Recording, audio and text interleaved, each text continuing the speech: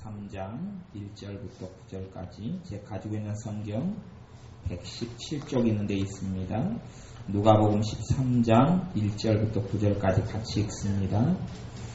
그때 마침 두어 사람이 와서 빌라도가 어떤 갈릴리 사람들의 피를 저희의 제물에 섞은 일로 예수께 고하니 대답하여 가라사대 너희는 이 갈릴리 사람들이 이같이 해받음으로써 모든 갈릴리 사람보다 더 죄가 더 있는 줄로 아느냐? 너희에게 이르노니 아니라 너희도 만일 회개치 아니하면 다 이와 같이 망하리라. 또 실로암에서 망대가 무너져 치여 죽은 18사람이 예루살렘에 거한 모든 사람보다 죄가 더 있는 줄 아느냐? 너희에게 이르노니 아니라 너희도 만일 회개치 아니하면 다 이와 같이 망하리라. 이에 비유로 말씀하시되 한 사람이 포도원에 무화과 나무를 심은 것이 있더니 와서 그 열매를 구하였으나 얻지 못한지라. 과원지기에게 이르되 내가 3년을 와서 이 무화과 나무의 실과를 구하되 얻지 못하니 찍어버리라. 어찌 땅만 버리느냐? 대답하여 가로되 주인이여 금년에도 그대로 두소서. 내가 두릅하고 거름을 주리니 이후에 만일 실과가 열면 이원이와 그렇지 않으면 찍어버리소서 하였다 하시니라. 아멘. 주님께서 주님의 제자들과 또한 주님을 따르는 사람들을 모아놓고 말씀을 전하고 계셨습니다. 주님께 사람들에게 말씀을 전하고 계셨는데 거기에 말씀에는 12장 1절에는 그 배경되는 것이 나오는데 그동안에 무리 수만 명이 모여 서로 밟힐 만큼 되었더니 예수께서 먼저 제자들에게 말씀하여 가라사대 그네서 말씀을 시작합니다. 그렇게 한참 말씀을 나누고 있다가 13장에는 그때의 그런 도중에 무리 수만 명이 주님의 말씀을 듣고 있을 때에 두어 사람이 와서 빌라도가 어떤 갈릴리 사람들의 피를 저희의 제물에 섞은 일로 예수님께 구했다. 빌라도가 몇 명의 사람, 갈릴리 사람을 죽였다는 이야기입니다. 죽여서 제물에 섞었다는 이야기는 해석을 토를 하고 설명하자면 복잡한데 어쨌든 결론적으로는 갈릴리 사람들이 죽었습니다. 두어 명이 제사를 지내다가 두어 명이 하나님께 제물을 드리다가 죽은 거예요. 죽었는데 사람들은 그렇게 생각합니다. 어떻게 생각하냐면 어떤 사람이 불행한 일을 당하거나 어떤 사람의 삶 속에 예기치 못하는 아주 극심한 힘든 일이 닥치거나 아니면 사람들이 제 명대로 못 살고 일찍 감명하고 죽거나 그렇게 하면 사람들은 그렇게 생각했습니다. 저 사람들이 굉장히 죄가 많아서 저렇게 죽는다. 어떤 사람이 극심한 질병이나 암에 걸리면 저 사람들이 죄가 다른 사람보다 훨씬 많기 때문에 이러한 암에 걸려서 죽어가는구나. 어떤 사람들이 장애인이 되면 또 소경으로 자식이 태어나면 그 부모나 아니면 그 조상들이 얼마나 죄가 많간데 이 소경으로 자식이 태어나느냐 그렇게 생각했습니다. 당연히 이때에도 사람들이 그렇게 생각합니다. 두어 사람이 죽었는데 그 사람들이 죄가 굉장히 많은 줄로 생각했습니다. 그러니 주님께서 그에 대해서 아니라고 말씀합니다. 그러면서 뭘 말씀하시냐 하면 13장 2절에 보면 너희는 이 갈릴리 사람들이 이같이 해받음으로써 이 갈릴리 사람 두어 명이 죽었는데 빌라도에게 죽음을 당했는데 해받음으로써 모든 갈릴리 사람보다 죄가 더 있는 줄로 아느냐. 죄가 더 많아서 죽은 거다. 너희가 그렇게 생각하는데 아니다. 그리고 3절에는 너희에게 이르노니 아니라 너희도 만일 회개치 아니하면 다 이와 같이 망하리라. 우리는 그렇게 생각합니다. 단순하게 주님을 믿기만 하면 주님을 믿는다고 말하면 우리는 안전할 줄로 생각합니다. 하지만 주님은 주님을 믿고 따르는 수만 명의 사람들에게 아니다 라고 이야기합니다. 그게 아니다. 너희가 단순히 주여 주여 하고 나를 믿는다고 따른다 하지만 그건 아니다. 그렇게 된다고 다 되는 게 아니다. 너희 마음대로 살면서 너희가 나를 믿고 따른다고 이렇게 수만 명이 모여서 나를 추종하고 나를 따르고 나를 주님이라고 너희들이 하는데 그것 가지고 되는 것이 아니다. 그것 가지고 되는 게 아니다. 너희도 나를 따르는 너희들, 이 수만 명의 나를 추종하고 나를 우러르고 나를 주님이라고 따르는 너희들에게 말하노니 너희도 만일 회개치 아니하면 다 이와 같이 망하리라. 그 갈릴리 사람 두어 사람이 빌라도에게 죽임을 당한 것처럼 너희들도 회개치 아니하면 망한다라고 말씀합니다. 우리는 주님께서 회개하라 천국이 가까웠느니라, 회개하고 복음을 믿으라 이렇게 성경이 이야기했는데 믿는 사람들의 요즘의 삶 속에서는 회개라는 것은 없습니다. 복음을 전할 때도 단순히 성경에서 몇 구절만 뽑아내서 주님께서 회개하라는 외치면 다 뽑아내버리고 없습니다. 단지 믿으라만 있습니다. 근데 주님의 말씀은 회개하라는 말씀이 복음과 함께 나오지, 복음 속에는 회개가 포함되어 있지, 너희가 회개에 합당한 열매를 맺고 그렇지 않으면 토끼가 나무 뿌리에 놓였으니 찍어버리리라 라고 주님께서 얼마나 많이 말씀하시고, 또한 주님께서 먼저 보낸 세례 요한이 얼마나 많이 외쳤으며 주님의 말씀과 메시지 속에 얼마나 회개에 대한 말씀이 많은데 지금의 믿는 사람들의 삶 속에는 회개가 없습니다. 회개를 통하여 복음을 누리고 복음 속에 들어오는데 회개가 없다는 이야기죠. 회개는 참다운 회개로 참다운 죄에 대한 깨달음과 자백과 고백으로 나아가면 그러한 회개하는 삶이 점점점 사라져 가면 갈수록 죄는 내 힘으로 극복하고 이기는 것이 아니라 죄는 끊어져 갑니다. 내가 주님께 가까이 더 있다 보니 사실 어떤 면에서는 죄라는 것이 내게서 견딜 수 없어지는 겁니다. 내 안에 내가 주님께 점점점 회개함으로 더 가까이 나아가니 주님께서 나를 깨끗게 하시고 거룩게 하시니 더러움이라는 것이 내게 점점점 멀어질 수밖에 없습니다. 비유하자면 여러분이 비누를 가까이 하는 삶을 사는데 먼지나 더러운 것이 여러분에게 많이 붙어 있을 수는 없습니다. 여러분이 머리를 감을 때에 샴푸로 감으면 비듬이 덜하다 그래서 저도 샴푸로 열심히, 누가 지연이가 시켰던가 화연이가 시켰던가 저도 샴푸로 감는데, 근데 샴푸로 감으면 비듬이 없다고 치면, 가정한다면 여러분이 샴푸로 머리를 계속 감는데 비듬이 가까이 할 수 없는 것처럼 주님을 가까이 하는데 죄가 내 삶 속에 견디고 버틸 수가 없는 겁니다. 죄가 점점점 내게서 떠나가게 됩니다. 그러니 회개라는 것은 크게는 두 가지 회개가 있다고 말할 수 있습니다. 하나는 예수님을 내 주님으로 모시는 것이 회개고, 그런 의미의 회개. 단지 그것만 있는 것은 아닙니다. 그것만 있는 것은 아니에요. 내 삶 속에 죄를 통하여, 내 삶 속에 더러움이 있고 죄를 통하여 악함이 있는데 내가 단순하게 입으로만 예수님이 내 주님이다 그래서 내가 거룩한 삶을 살아지는 것도 아니고 내가 정말 하나님께서 원하시는 삶을 살아지는 게 아닙니다. 그렇게 되는 게 아닙니다. 우리에게 주님께서 요구하시는 것은 회개지요.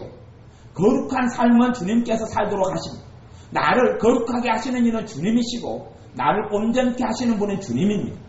우리는 우리 스스로 온전케 되려 하는데 너희를 온전케 하시는 이인 예수를 바라보라 말씀했던 대로 또한 말씀으로 씻어 거룩하게 하시고 우리를 거룩게 하시는 것이지, 내가 사실은 거룩게 되는 우리의 노력은 나를 완전하게 거룩하게 만들지 못합니다. 대신 우리가 회개로 주님께 나아간다는 것은 주님께서 나를 주님의 피로 씻어서 깨끗하고 거룩하게 하신다는 겁니다. 그러니 주님께서 이 누가복음 13장의 말씀에 주님을 따르는 사람들에게 너희도 만일 회개치 아니하면 다 이와 같이 망하리라. 회개하는 것은 입으로 고백하고 신할 뿐만 아니라 더 나아가서 삶을 돌이키는 것을 이야기합니다. 삶을 하나님의 자녀답게 살아가는 것을 이야기합니다. 이것이 총체적으로 믿음 안에 포함되어 있는 것이지 믿음 밖에 회개가 있는 것이 아닙니다. 회개가 주님을 믿는 믿음 속에 들어오는 길입니다. 문입니다. 회개라는 문을 통하지 않고 집에 들어온다는 것은 그게 창문이든지 사람이 나는 벽을 뚫고 들어올 수는 없습니다. 그러듯이 문을 통과하여서 집에 들어옵니다. 창문이든 출입문이든 대문이든 문을 통과하듯이 믿음 안에 주님을 믿는 신앙 안에 하나님의 자녀 안에 들어오는 그 문은 회개라는 문입니다. 회개를 통하여 그 문을 통하여 내가 복음의 사람이 되고 주님의 자녀가 되는 겁니다. 그러니 주님께서는 주님의 말씀, 그래서 제가 하나님의 말씀 가운데 66권 가운데 가장 중요한 토대, 바탕이 되는 것은 예수 그리스도고 주님의 말씀입니다. 주님의 말씀이 하나님의 말씀 가운데 가장 중요한 말씀이 되는 거예요. 그게 토대가 되는 거예요. 건물을 지을 때 되면 기초가 있죠. 모든 반석 대신 주님이 기초고 그 주님의 말씀 위에 사도 바울의 말씀이라 베드로 사도의 말씀이 세워지는 거예요. 어떤 사람은 복음의 중심을 로마서로 보지만 로마서는 복음의 중심이 아닙니다. 복음의 중심은 사복음서지요. 주님의 말씀이 복음이지 그 위에 복음을 더 해석하고 깨닫도록 더 교리화하고 이런 것이 갈라디아서나 로마서입니다. 그러지 주님의 말씀이 없이 그런 것 없이 복음이다? 아니요. 많은 사람들이 성경을 해석하고 공부하는 신학을 하는 많은 사람들이 로마서나 갈라디아서에서 복음을 찾으려고 그럽니다. 아니요. 복음은 주님의 말씀에가 복음이 있습니다. 그러니 사실은 주님의 말씀에서 몇 구절 빼가지고 이게 복음이다. 아니면 저도 사형리식의 전도를 많이 했습니다. 하나님이 당신을 사랑하십니다. 하지만 사람이 죄가 있어서 하나님과 우리 사이에 장벽이 있습니다. 그 하나님과 우리 사이에 갈린 그 장벽을 도저히 건너갈 수 없는 장벽을 예수님이 오셔서 십자가로 다리를 놓아주셨습니다. 예수를 믿기만 하면 구원을 얻습니다. 자, 나를 따라서 해보십시오. 주 예수님, 나는 주님을 믿습니다. 그리고 다 고백하니 이제는 당신은 구원받았습니다. 그렇게 하는 것이 사형리식인 복음. 단지 끄집어내가지고 몇 구절을 내가지고 하는 복음인데 주님은 그 복음을 제시하지 않습니다. 주님의 복음은 회개의 복음입니다. 주님의 복음은 회개하지 아니하면 너희도 나를 따른다 하지만 회개치 아니하면 그래서 주여 주여 하는 자마다 다 하나님 나라에 들어올 것이 아니다. 너희가 내 이름으로 선지한 노릇하고 너희가 내 이름으로 귀신을 쫓아내고 너희가 내 이름으로 병을 고친다 할지라도 너희가 하나님 나라에 합당한 삶을 살지 아니하면 하나님 나라에 들어올 수 없다. 그게 복음입니다. 그게 복음이에요. 단지 나는 어떻게 살든지가 아닌데 입만 뻥끗해서 예수님 믿습니다. 그렇게 하는 것이 믿음이 아니라고 이야기하는 겁니다. 참된 믿음 안에는 순종이 나타나고 참된 믿음 안에는 회개가 나타나고 어떤 면에서는 회개를 통하여 참된 복음과 믿음 속에 들어가게 됩니다. 그래서 주님께서 이 누가복음 13장에 이런 말씀들을 말씀에서 뽑아버리는 게 아닙니다. 이런 말씀이 하나님의 복음의 기초와 반석을 삼아야 되지. 나는 예수 믿었으니까 회개하라는 말씀 나한테 포함이 안 되네. 그렇게 성경을 읽는 어리석은 사람들이 너무나 많습니다. 그것은 주님께서 주님의 제자들에게 하신 말씀입니다. 그리고 주님을 따르는 수만 명의 사람들에게 하시는 말씀입니다.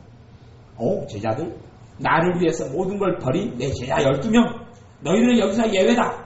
너희들은 상관없다. 그렇게 하는 게 아닙니다. 나중에 주님과 마지막 날에 만찬을 하면서 만찬 후에 주님께서 성찬 후에 주님께서 제자들의 발을 씻기셨습니다.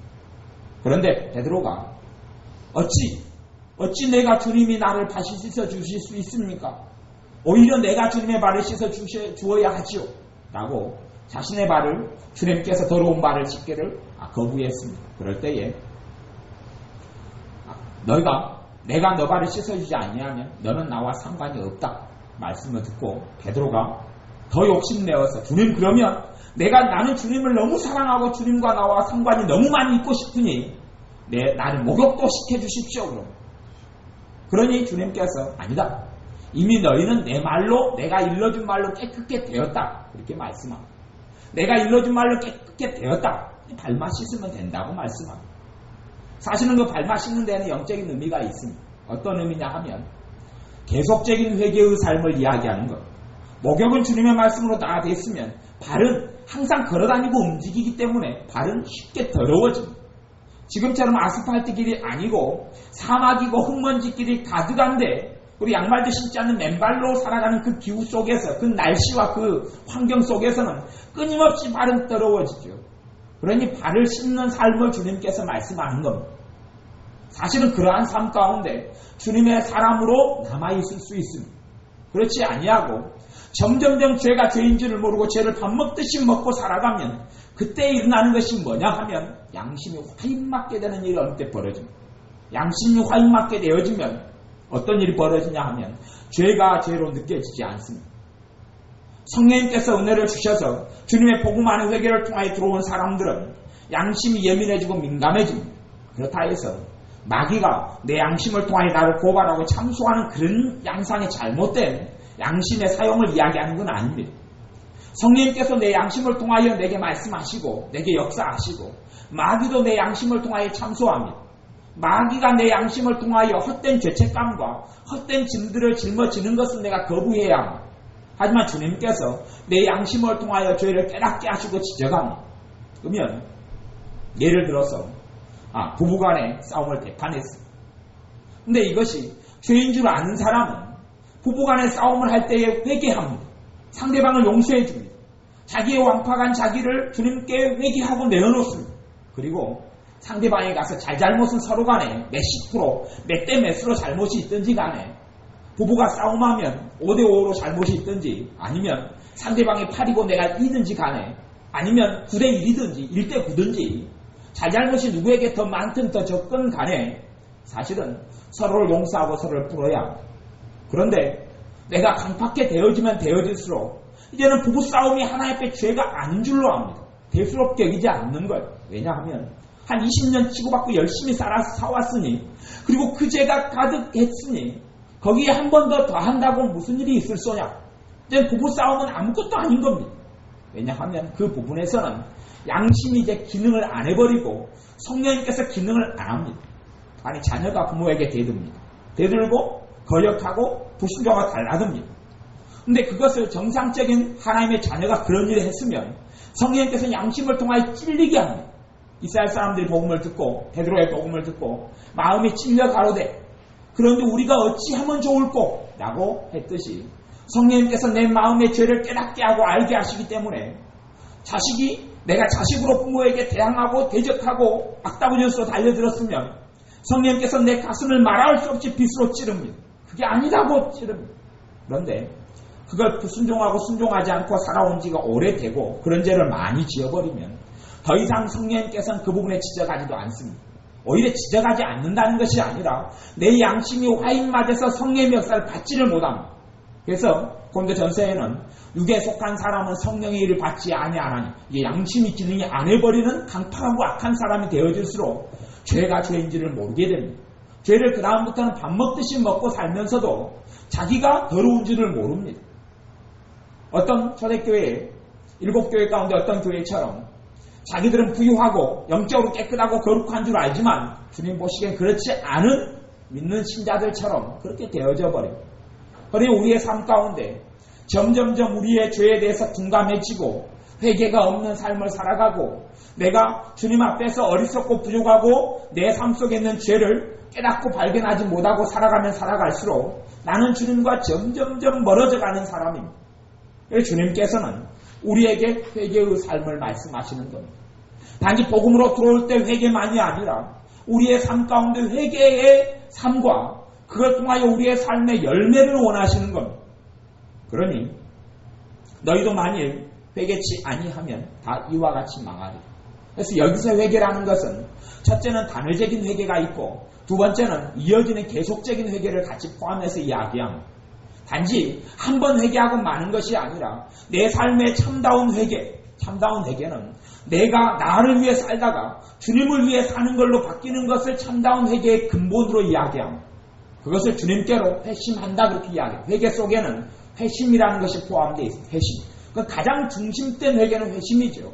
나를 내 인생의 주인으로 살다가 내 인생의 주인이 주님으로 인정하고 고백하고 믿고 따르는 것. 그 회심이라고 해요. 주님을 향하여 마음을 유탄하고 바꾸는 것이죠. 그게 예수님을 바르게 영접한다는 의미입니다. 나를 위해서 살아가면서 내가 살고 싶은 대로, 내가 말하고 싶은 대로, 내가 생각하고 싶은 대로, 내가 먹고 싶은 대로, 내가 자식을 키우고 싶은 대로, 내가 인생에 원하는 목표점을 향하여 내가 달려가면서 예수님을 주님이라고 믿고 고백한 다음에 주님은 웃기는 소리 하지 말아라. 네 인생의 주님은 나가 아니다. 네가 주인이고 나를 하인으로 종으로 너는 취급하는 것이다 라고 말씀하시죠.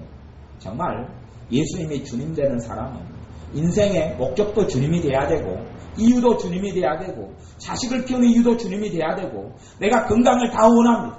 하지만 건강해져야 될 이유도 주님 때문에 있어야 합니다. 단지 건강하지 않으면 내가 힘들고 건강하지 않으면 내가 괴롭고 돈이 많이 들어가고 내가 피곤하고 지치고 그러기 때문에 건강해야 된다고 생각하는 사람은 아직 주님을 안 믿는 사람이거나 아니면 영적으로 아주 어린아이, 아주 갓난 죄인은 아주 이기적이죠. 영적인 어린아이가 이기적인 것을 말리지는 않겠습니다만은 믿음에 자라가는 것은 이기적인 걸 탈피하는 겁니다. 갓난아이가 어린아이는 다 자기 먹을 것만 먹고 알고 싶어함. 자기만 봐주기를 원함. 근데 그 신앙 속에서는 하나님의 풍성함과 풍요로움을 거기서는 못 누립니다. 그 어린아이 신앙 속에서는 못 누립니다. 아니 3살짜리를 집 밖에 마음대로 놀라고 어떻게 내보냅니까?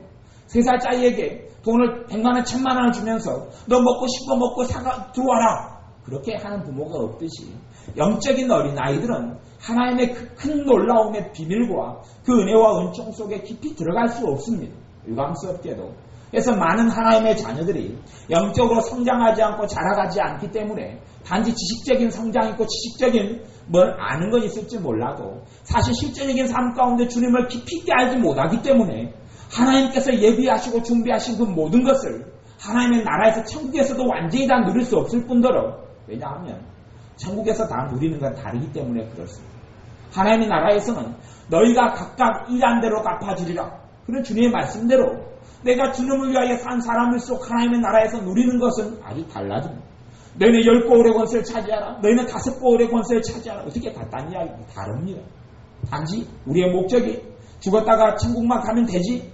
그러한 단순한 삶이 하나님 나라의 삶은 아닙니다. 성경이 그렇게 단순하지도 않고 우리가 사실은 남자가 여자를 볼 때에 여자는 정말 복잡한 동물이다 그렇게 느끼고 거꾸로 또 여자가 남자를 볼 때도 정말 복잡하고 이해하지 못하겠다 하고 느끼듯이 하나님의 나라의 역사와 하나님께서 하나님의 말씀이 그렇게 단순하고 쉽게 이해되지는 않지요. 사람도 모르겠는데 어떻게 전능하신 하나님을 다 깨닫고 다 알 수 있습니까?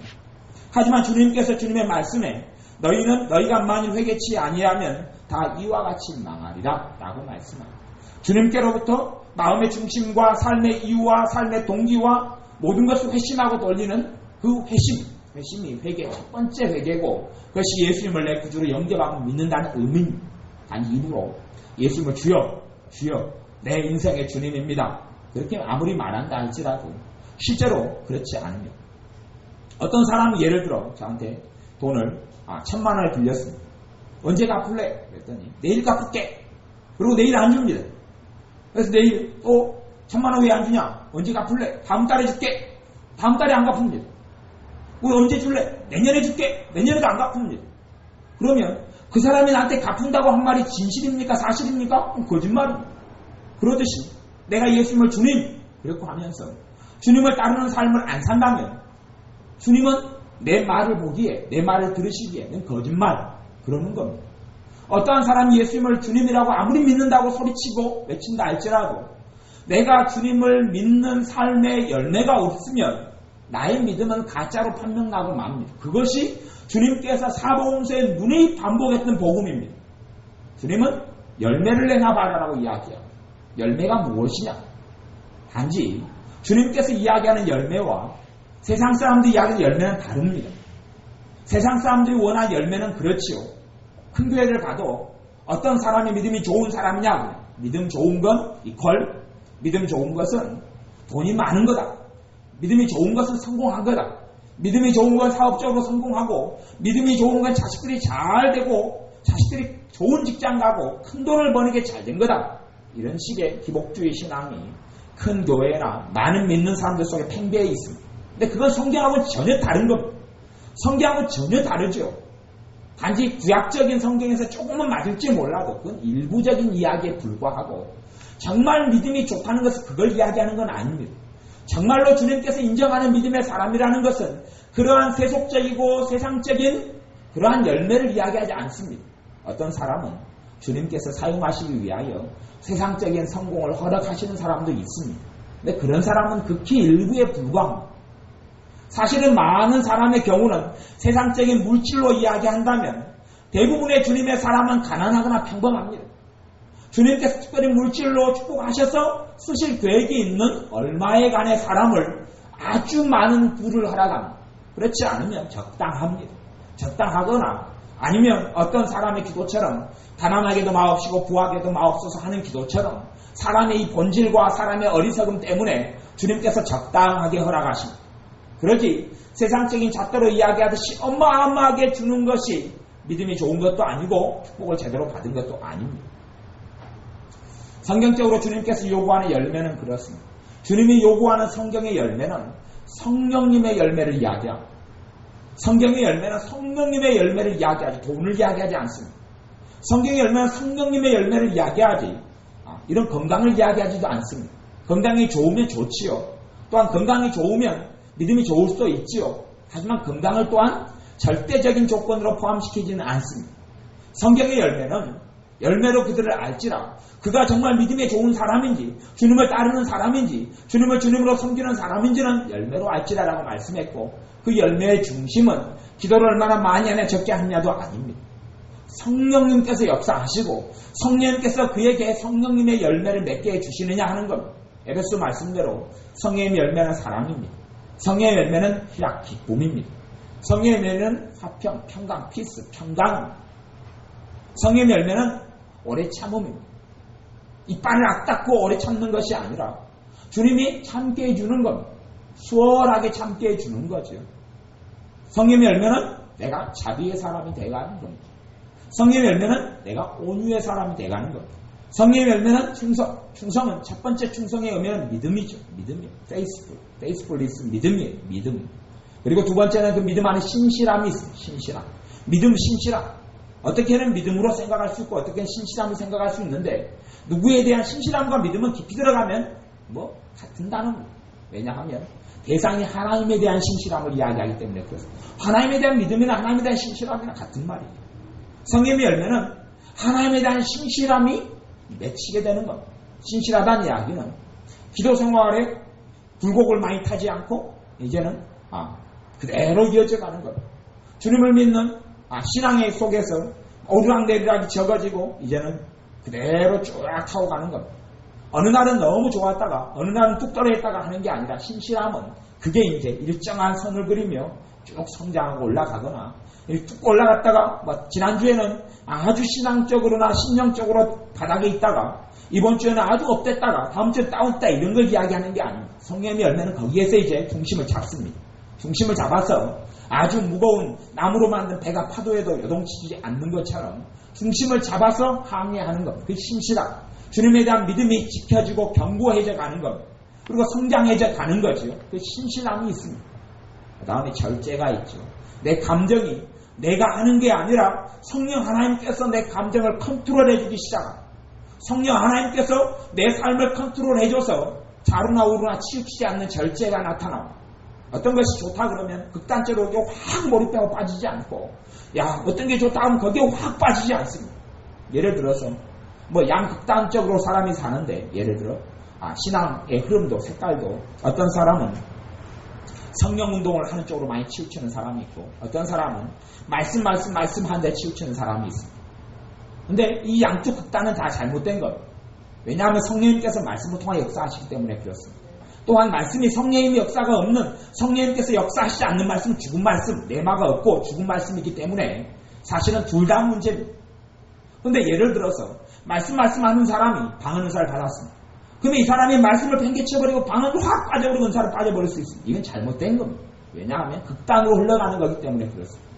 거꾸로 또 이제 성령 하는 사람이 그 은혜를 체험한 사람이 말씀 쪽으로 빠지면 좋습니다. 근데 또 이쪽 사람은 또 말씀 쪽으로 잘 안 옵니다. 안 와서 더 신비하고 더 말로 표현할 수 없는 어떤 은사와 능력의 세계를 추구합니다.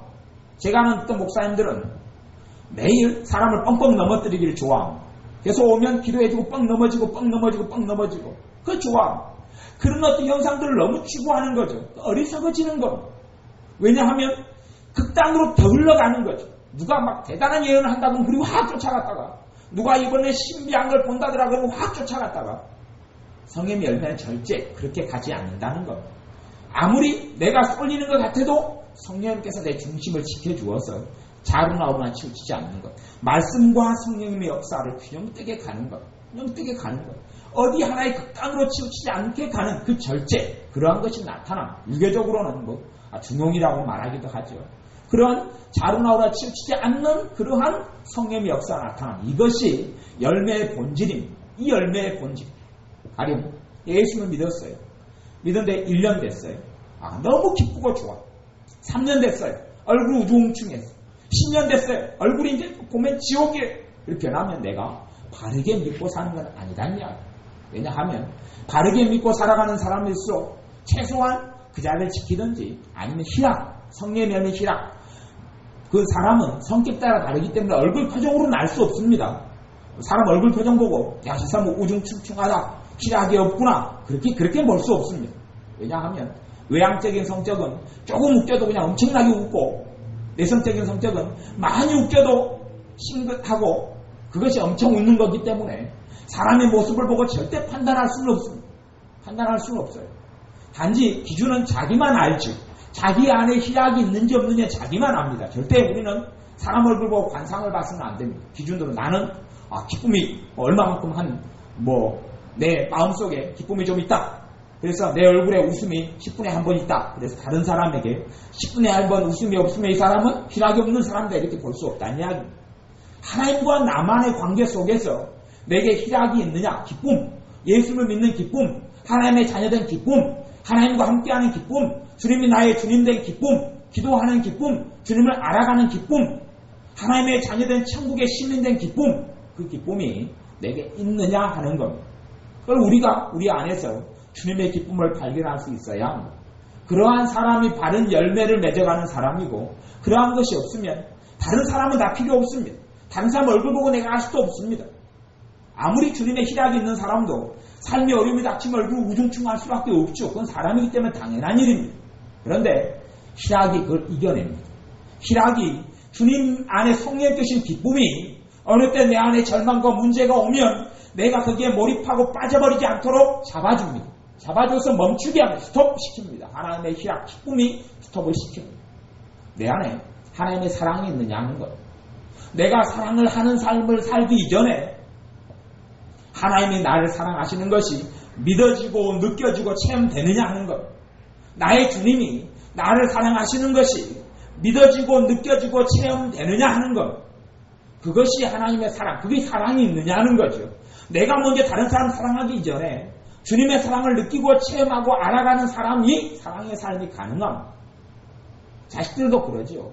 부모에게 제대로 된 아주 균형 잡힌 사랑을 받은 자녀가 균형 잡힌 사랑을 하고 살 수 있습니다. 부모가 나를 너무 집착했어요. 나를 너무 집착하고 그냥 사랑, 부모 방식의 사랑인데 잘못된 사랑을 해왔어요. 너무 나를 사랑하고 나를 집착해가지고 어디도 못 가게 하고 다 집착하고 따라다녔으면 그 부모가 이제 결혼을 했어요. 그러면 남편은 아내에게 너무 집착합니다. 잘못된 사랑이죠. 과도한 집착을 해요. 또한 아내는 남편에게 집착하고 그 집착이 성질대로 안 되면 부모가 자식을 낳은 다음에 엄마는 자식에게 딸이나 아들에게 말로 다 할 수 없는 집착을 합니다. 왜냐하면 잘못된 집착을 배워왔고 그렇게 겪어왔기 때문에 자기의 남은 삶도 집착하는 삶을 삽니다. 그렇듯이 우리가 주님의 사랑을 체험하고 아버지 하나님의 사랑을 체험하고 살아가면 나는 주님을 닮아가기 때문에 주님의 사랑으로 사랑하는 게 가능해집니다. 사랑은 여기 있으니 너희가 하나님을 사랑한 것이 아니요 하나님이 너희를 먼저 사랑하였습니다 라고 이야기합니다. 단지 책상에서 하나님이 나 사랑했어 믿으십시오 따라해보십시오 하나님은 당신을 사랑합니다 하나님은 나를 사랑합니다 따라하십시오 믿으십시오 그게 아니라 진정한 믿음은 하나님과 나와의 관계 속에서 오는 겁니다. 하나님과 나의 관계가 체험되지 않으면 실제 삶 속에 일어나지 않으면서 알고 깨닫고 영적으로 알고 정신적으로 심리적으로 삶적으로 육체적으로 감정적으로 지성적으로 이성적으로 다 전인적으로 하나님의 사랑이 체험되어지고 알아져야 합니다. 그 다음에야 내가 정말로 진실되게 사랑을 사양할 수 있습니다. 왜냐하면 하나님의 사랑이 내 안에 들어와야지 그 사랑으로 사랑할 수 있는 게 가능하죠. 하나님은 우리에게 자 네가 한번 사랑해봐라 그러면서 사랑도 내게 안 주시면서 하나님의 사랑이 내 마음에 부은 바 되니 하나님의 사랑이 내 안에 부어져서 내가 사랑이 가능한 겁니다. 하나님의 자비가 내게 부어지니 자비가 가능하죠. 하나님이 아무런 능력도 힘도 안 주면서 자비를 베풀어라 사랑해라 그렇게 하시는 분이 아닙니다. 그러니 성령의 열매 중에 사랑이라는 것은 우리 안에 하나님의 사랑이 느껴지고 체험되어지고 깨달아지고 알아지고 피부로든 감정적으로든 정서적으로든 하나님의 사랑이 체험되어지고 알아지고 깨달아져야 합니다. 그리고 그 사랑이 느껴지고 가슴을 치고 손바닥을 치고 무릎을 치게 주님의 사랑이 알아지고 느껴지고 점점 다가와지는 것을 내가 영적으로나 이성적으로나 지성적으로나 감정적으로나 정서적으로나 심리적으로 알아야 함, 깨달아야 함, 체험해야 함. 그럴 때만이 사실은 참으로 사랑하는 삶을 살 수 있습니다. 주님의 사랑을 체험하지 않고 누리지 못하는 사람이 사랑하려고 했으면 시간이 지나면 지날수록 나는 고통스러워지. 왜냐하면 없는 걸 가지고 나를 쥐어짜서 나를 짓뭉개서 사랑을 뽑아내야 되니 내 몸에 있는 에너지를 기름을 짜서 다른 사람을 씻어주려 하니 그게 되겠습니까? 되지 않는 것. 내 안에 있는 사랑이 흘러나와서 내 사랑이 아니라 나를 믿는 자는 그 배에서 생수의 강이 흘러나리라. 내 근원이 나가 아니라 성령의 역사를 통하여 내 안에 생수의 강이 흘러나오면 그 물을 따가지 먹이면 되죠. 근데 물이 없어서 그냥 내게서 물을 짜가지고 달리기를 해서 땀을 흘려내서 땀을 마셔라. 침을 뱉어가지고 침을 마셔라. 그러면 누가 그걸 먹고 야 시원합니다. 감노수 같습니다. 그럴 사람이 어디가 있겠습니까? 더럽다 그러지. 그러니 내 사랑으로 사랑하는 것은 가장 많은 문제들이 일으키니 하나님의 사랑으로 사랑하는 것이 좋은 열매 아름다운 열매 맺히게 하고 내 안에 그래서 그런 하나님의 사랑이 있느냐 그 사랑을 통하여 이웃에 대한 사랑이 나타나는데 그러한 열매가 맺혀지느냐 하는 주님께서는 열매를 찾으십니다. 누가복음 13장 4절에 보면 또 실로암에서 망대가 무너져 치여 죽은 18사람이 예루살렘에 거한 모든 사람보다 죄가 더 있는 줄 아느냐. 실로암에서 망대가 무너져 18명이 죽었습니다. 망대는 이런 이 벽이죠. 벽, 옹벽 같은 거죠. 벽인데 그 망대가 비가 많이 왔는지 아니면 허술했는지 모르겠습니다. 근데 사람들이 많이 모여있을 때인지 모르겠는데 망대가 무너져서 한꺼번에 18명이 죽었습니다. 사람들이 생각하기를 야, 저 18명은 예루살렘 사는 사람 가운데 지구 제일 많은 인간 18명이 그래서 걸려가지고 빨리 죽었구나. 그렇게 생각한 겁니다. 근데 주님은 아니다 그러는 겁니다. 아니다. 그들이 죄가 많아서 죽은 건 사실이다. 하지만 하나님 앞에서는 너희 인간끼리는 누구는 죄가 많고 누구는 죄가 적고 누구는 좀 낮고 적고 라고 생각할지 몰라도 주님의 의를 하나님의 의를 잊지 않는 사람의 악한 것은 거기서 고만이라고 이야기하는 겁니다. 도토리 키재기라고 이야기하는 거예요. 사람 사이에는 누가 대단하고 누가 악하고 그런데 하나님 보시기에는 고만고만하고 그 모든 사람의 죄가 심판받아 멸망할 죄란 이야기입니다. 주님의 대속이 아니면 주님의 십자가가 아니면 주님의 사랑이 아니면 주님의 거룩한 보혈이 아니면 아무도 인간의 죄 가운데서 벗어나고 살 리가 없다는 겁니다. 그러니 너희도 회개치 아니하면 다 이와 같이 망하리라. 두 가지를 구체적인 예를 통해서 이야기하시고 그 다음에 6절부터는 비유를 통해서 이야기합니다. 이 비유는 뭐에 대한 비유냐 하면 그 앞에 회개치 않으면 다만 망한다는 것에 대한 비유입니다. 그것을 다시 한번 이야기를 통해서 사람의 뇌리에는 이 비유라는 것이 마음속에 심령에 확 박히기 때문에 구체적으로 통계가 어쩌니 과학이 어쩌니 해도 이야기를 하나 들려주면 이야기가 남죠. 설교 가운데도 많은 경우에 이야기 하나가 남지 성경 말씀의 해석이 남지 않는 것처럼 이야기는 사람 마음 가운데 박힌 못처럼 박힙니다. 그래 주님께서 회개치 아니하면 다 망한다. 이런 것을 비유로 하여서 말씀하셨어요. 어떤 비유냐 하면 한 사람이 포도원에 무화과나무를 심었습니다. 그리고 와서 그 열매를 구하였으나 무화과나무에서 무화과 따먹기를 원했죠. 그랬더니 무화과가 없는 겁니다. 없어서 7절에 보면 과원직에게 이르되 과수원을 관리하는 사람에게 내가 3년 동안 와서 무화과를 따먹으려 했는데 무화과 안 났다. 뽑아버려라. 여기서 이야기하는 무화과나무는 예수님을 따른다고 하는 사람들을 이야기합니다. 여기서 말하는 무화과나무는 주님의 말씀을 듣고 있는 그 예수의 제자를 포함한 그 수만 명의 사람들을 이야기합니다. 그 사람들은 무화과나무라고 이야기합니다. 내가 예루살렘 올 때마다 내 말을 들으러 오고 갈릴리로 갈 때마다 들으러 오고 기적을 행할 때마다 따라오고 500명의 기적을 행할 때 거기에 동참했고 이런 사람들 너희가 무화과나무인데 3년간 내가 비유로 하여서 말씀하시는데 3년 동안 무화과나무에 내가 열매를 구하러 왔는데 따지 못했다. 그래서 주님께서 이야기합니다. 어찌하여 땅만 버리느냐? 찍어버리라. 그래, 찍어버리라. 그렇게 이야기할 때에 대답하여 가로되 주인이여 금년에도 그대로 두소서 내가 두릅하고 걸음을 줄이니. 이 하나님의 인내입니다. 하나님 오래 참으시는 것. 하나님이 오래 참으시고 9절에 이후에 만일 실과가 열면 이원이와 이 무화과 나무인데 무화과가 열면 놔두고 주인님이 마음대로 따 드십시오. 그런데 그렇지 아니하면 찍어버리소서 하였다 하십니다. 끝까지 이 비유를 하고 끝내십니다. 주님께서 우리에게 뭘 이야기하시냐 그러면 회개하는 삶을 이야기합니다.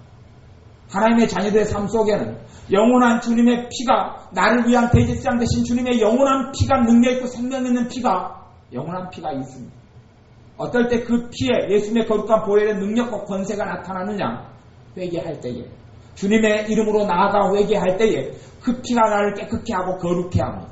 우리의 삶 가운데 그런 것이 없으면 나는 죄에 대하여 점점점 강팍해져 가고 성령님을 근심시키는 자가 되어지고 성령님을 소멸하는 자가 되어지고 내 삶 속에 주님의 은혜가 사라져가고 강팍함만 있고 주님에 대해 원망만 쌓여가고 문제들이 가득하고 환란이 닥쳐와도 그 환란을 이겨낼 만한 믿음이 없어져 버리고 맙니다. 우리가 정말 주님으로 살 때는 회개하는 삶이 있어야 합니다. 단지 예수님을 믿을 때의 그 회개만이 아니라 참다운 회개, 점점점 회개로 나아가야 합니다. 사실은 회개를 배우는 사람은 회개를 주님께서 깊이 있게 하도록 역사하신 사람은 회개를 잘 배웁니다. 복음을 통해서 예수님께 오는 사람이 크게 두 부류가 있습니다. 어떤 부류가 있냐면 첫 번째는 극적으로 주님을 만나는 부류가 있습니다. 극적으로 만나는 사람은 주님을 만나면서 회개가 터집니다. 주님을 만나면서 회개가 터져도 깊이 있게 터집니다. 가령 어떤 사람이 우리 교회 성도님께서 주님을 만난 다음에 1년, 2년을 하염없이 눈에서 눈물이 흘렀어요. 1년, 2년을 하염없이 울었어요. 하염없이 계속 눈물이 흘러요. 주님만 생각하면 눈물을 흘려요. 사실은 그 눈물은 감사의 눈물이기도 하지만 회개의 눈물이기도 해요. 주님을 만나고 통곡이 터지고 자기의 죄 때문에 가슴이 찢어져요. 그렇게 회개를 통하여 주님께 나오는 사람이 있어요. 그리고 또 한 부류는 그런 회개가 없이 나오는 사람이 있어요. 회개가 없이 이성적으로 논리적으로 아니면 어떤 감동이 잠깐 조금의 감동은 있어요. 감동은 있거나 모태신앙처럼 그냥 술에 술 탄다 물에 물 탄다 어느 때 보니 내가 믿고 있는 거예요. 그러한 사람이 있어요. 그게 그런 두 부류가 있어요. 그러면 뒤에 부류의 사람들은 사실은 신앙생활에 있어서 회개가 없는 삶을 살기가 쉬워요. 그리고 사실은 주님과 삶 가운데 깊이 있고 친밀한 삶 속에 못 들어가고 첫 번째 부류는 좀 나아요. 왜 그러냐 하면 성령님께서 깊은 회개를 통하여 성령님께서 땅을 기경해버렸거든요. 땅을 뒤집어 엎어버렸어요. 너희 묵은 땅을 기경하라. 뒤집어 엎어버렸어요. 뒤집어 엎어버리고 그 사람의 마음을 자꾸 주님께 열고 있는 한은 회개의 기간이 3개월, 5개월, 1년 이렇게 깁니다. 길어요. 그리고 쉼없이 십자가를 찬양 부르면 눈물이 나오고 주님을 생각하면 통곡이 나오고 주님을 생각하면 내 죄를 용서해 주님께 감사가 터져 나오고 그리고 주님께 너무 기도하고 싶어지고 가까이 하고 싶어지고 그리고 주님만 생각하면 찬양이 흐르고 나같은 죄인 살리신 찬양하면 통곡이 나오고 눈물이 나옵니다. 그런 은혜를 통하여서 주님께 깊이 나온 사람은 주님께서 그 몇 년의 과정, 반년, 1년, 2년, 3년의 과정을 통하여 회개를 경건해진 연습으로 그의 삶 속에 베이스를 깔아버려 그 안에 기본적인 것으로 끌고 갑니다. 그렇기 때문에 그 사람은 계속 회개하는 삶을 자기가 배워서가 아니라 말씀에 의해서 말씀을 보았기 때문이 아니라 그냥 성령님께서 때가 되면 자꾸 쉽게 합니다. 자꾸 회개케 합니다. 혈기를 한번 부리고 나면 성령님께 찌릅니다. 네 신경을 부리고 혈기 부렸다. 회개케 합니다. 그렇게 해서 이 사람들은 회개가 몸에 익습니다. 그리고 자기도 모르게 계속하여 알든 모르든 간에 회개하는 삶을 계속 살아나갑니다. 이러한 부류의 사람은 하나님의 큰 축복을 받은 사람들입니다. 그러한 부류의 사람들은 이 말씀을 볼 때에 아멘 되어집니다. 왜냐하면 성령께서 이렇게 회개하는 삶으로 나를 이끌고 있기 때문에 그렇습니다. 자기를 이렇게 이끌고 있기 때문에 이 말씀이 진리구나. 그런데 회개를 통하여서 복음 속에 안 들어오고 단지 이성적으로 지성적으로 또한 어떤 감동 정도로 눈에 뿅아리 눈물처럼 눈물이 찔끔하고 이렇게 들어온 사람들은 회개가 훈련되지 않습니다. 회개로 성령께서 기경하도록 자기를 내어주지 않습니다. 그러니 회개하는 삶을 배우지를 못합니다. 경건에 이른 회개의 훈련과 회개로 인한 경건 속에 들어오지 않습니다. 그래서 회개를 모릅니다. 그리고 이런 말씀을 볼 때에도 자기의 삶하고 무관하죠. 성령께 있는 삶하고 자기의 삶은 무관하기 때문에 이것은 불신자한테 예수 믿는 것이 회개다. 그렇게 잘못된 가르침을 착각하고 오해하면서 이건 나한테 대한 말씀이 아니라 불신자에 대한 말씀이다 라는 겁니다. 성경에 있는 주님의 말씀은 신자와 불신자를 가리지를 않는 말씀입니다. 모든 세상 사람들에게 하시는 말씀이고 거기에 주님의 사도라고 일컫는 12명을 포함해서 하시는 말씀이지, 다시 이야기하면 내게 직접적으로 하시는 말씀이지, 이건 불신자, 이건 신자 그렇게 말씀하시는 특별한 경우 그런 말씀도 간혹 있겠지만 대부분의 주님의 말씀은 전혀 모든 사람, 바로 여러분이 바로 믿는 교회가 바로 내가 대상이 되는 겁니다. 그러니 그렇게 살지 않는 사람은, 회개가 없는 사람은, 회개하는 삶 가운데 계속하여 나아가도록 성령이 인도하시 역사하지 않는 사람은 나한테 해당이 없다. 그리고 주님의 말씀을 닫아버리고 무시해버리죠. 우리는 회개하는 삶을 배워야 합니다. 내가 먼저 종류의 사람이든 나중 종류의 사람이든 저는 개인적으로 먼저 종류에 된 사람이어서 주님께 정말 감사합니다. 주님을 만나면서 통곡이 오고 회개가 나고 방바닥에 바가지로 물을 한번 쏟아붓듯이 몇 시간을 통곡하고 울었습니다. 제가 어릴 때부터 필름처럼 다 보이고 5살 때부터 기억날 때부터 주님께 다 필름을 돌리시는데 통곡하고 울고 가슴을 쳤습니다. 그리고 몇 년 동안 내내 예배드리고 기도하면 계속 울고 통곡하고 회개했습니다. 주일날 예배만 한 번만 드릴 때도 많았는데 그때도 계속 하염없이 눈에 눈물이 흐르고 회개가 되었습니다. 주님의 그 회개를 몇 년간 시키시는 것. 그런데 사실은 우리가 그런 회개 없이 예수를 믿는다? 삶이 기용되지가 않습니다. 주님께서 몇 년 동안 뒤집어 엎습니다. 성령의 역사 그렇게 이끌려갑니다. 제가 무슨 대단한 죄가 있어서요? 하나님 보시기에는 예수님을 죽일 만큼 죄지만 사람 사이에서는 제가 17살 때 주님을 만났는데 무슨 저는 학교하고 집밖에 몰랐던 사람이 교회밖에 몰랐던 사람인데 5살 때부터 교회 다녔던 사람인데 제가 무슨 악한 죄가 있었어요? 아니요. 성령께 그게 아니다 그럽니다. 그리고 몇 년 동안 울고 통곡하도록 이끌어갑니다. 이번 교사님도 몇 년간 그랬죠. 몇 년간 울고 통곡하고 회개의 삶으로 이끌어갑니다. 당연히 지금도 끊임없이 회개하는 삶을 삽니다. 왜요? 성령께 이렇게 이끌어가기 때문에 그렇습니다. 그것이 자연스러운 회개의 삶이 성령께 이끌어가시는 삶입니다. 그런 삶이 아닌 사람은 주님의 말씀대로 그런 삶으로 돌이키고 바꿔야 합니다. 그럴 때 성령님께서 회개의 삶 속에 인도하시고 회개의 삶이 끊임없이 되어갈 때에 영적인 자유하며 그게 진리입니다. 진리 대신 예수님이 역사하시고 지대지 예수님께서 말씀하시길 진리의 영이 오시면 너희를 모든 진리 가운데 인도하신다라고 말씀합니다. 그럴 때 그 진리가 나를 자유케 하듯이 회개의 삶 속에 거룩게 되어지고 깨끗게 되어지고 주님의 피가 내 회개가 나를 깨끗게 하는 것이 아니라 회개를 통하여 내 주님의 거룩한 보혈이 나를 깨끗게 하는 겁니다. 그리고 나는 자유케 됩니다. 그리고 나는 내 삶 속에 소망이 있고 내 삶 속에 주님의 사랑이 있고 내 삶 속에 주님의 기쁨이 있고 은혜와 은총이 있는 삶을 살게 됩니다. 그러한 회개의 삶을 통하여서 하나님의 자녀로서 아름다운 것들을 나만이 아니라 내 가정이 내 주변의 사람들이 누리는 하나님의 축복의 통로가 되시길 바랍니다. 기도하겠습니다. 아버지 하나님, 우리에게 삶 속에 회개가 없는 것을 고백하며 회개합니다.